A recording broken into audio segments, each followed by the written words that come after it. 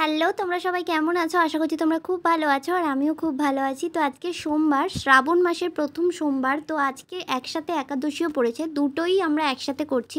দেখো, অনেকে এবার বলবে যে একাদশী আর শিবের ব্রত মানে দুটো ব্রত একসাথে করতে নেই, কিন্তু দুটো ব্রত কেন একসাথে করতে নেই? আমি একাদশী করে কেন আমি নারায়ণ পুজো করতে পারি, গোপাল পুজো করতে পারি, কৃষ্ণ পুজো করতে পারি, কেন আমি পারবো না শিব পুজো করতে? অবশ্যই পারবে। তোমরা একটা ব্রত করে আর একটা ব্রত তোমরা পালন করতে অবশ্যই পারবে।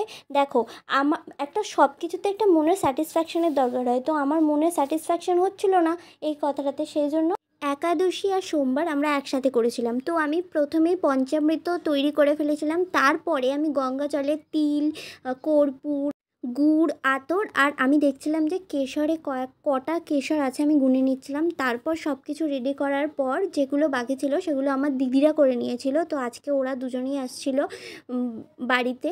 মেজ দিদি অলরেডি চলে এসেছিলো, দিদি এই আমি গোপাল স্নান করাতে করাতে আসলো, তো ও এসে সব বাকি জোগাড়গুলো করে নিল। তারপর আমি এবার গোপুসোনাকে স্নান টান করিয়ে জামা কাপড় পরিয়ে ভালো করে রেডি করে নিজের যথাস্থানে বসিয়ে দিয়ে কিছু কিছু সেবা দেব। তো একটা নতুন খবর, গোপালের জন্য আমি একটা ভান্ডার কিনেছি, যেটা গোপালের কাছে আমি রেখে দিয়েছি ভালো করে সুন্দর করে একদম সাজিয়ে।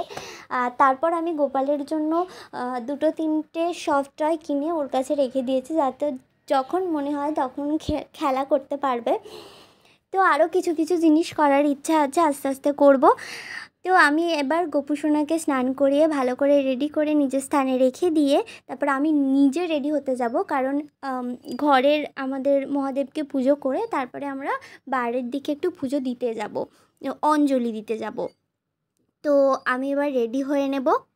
আর আমাকে কমেন্টে জানিও কে কে শ্রাবণ মাসে প্রথম সোমবারটা করেছো, আর সবাই কি সবুজ চুড়ি পরতে পেরেছো? কারণ কি শ্রাবণ মাস পড়ার সাথে সাথেই একদম পুরো সবুজ চুড়ি সব স্টক আউট হয়ে গেছে। এই যে এবার আমি রেডি হব, গ্রিন শাড়ি পরবো, তো গ্রিন শাড়িটা এবার আমি একটু ঢং করব যে ঘুরে পরা যায় কি। জোকস আ পার্ট, এটা আমি একদম মজার জন্য করেছি। তো শাড়িটা পরে দেখা হচ্ছে। দেখো আমার কীরকম লাগছে কিন্তু জানাতে তোমরা ভুলে যেও না, কীরকম লাগছে কমেন্টে একটু। আর আমরা সবাই টোটোয় করে যাব, দেখো কতগুলো মেম্বার, আমরা সবাই একটা টোটোয় করেই চলে যাব। আর আমি পুজোটা দেখাতে পারিনি, কারণ কি আমরা সবাই মিলে একসাথে বসে পুজো করছিলাম, তো তখন ভিডিও করা সম্ভব নয়, তো আমি পুজো করাটা দেখাতে পারিনি।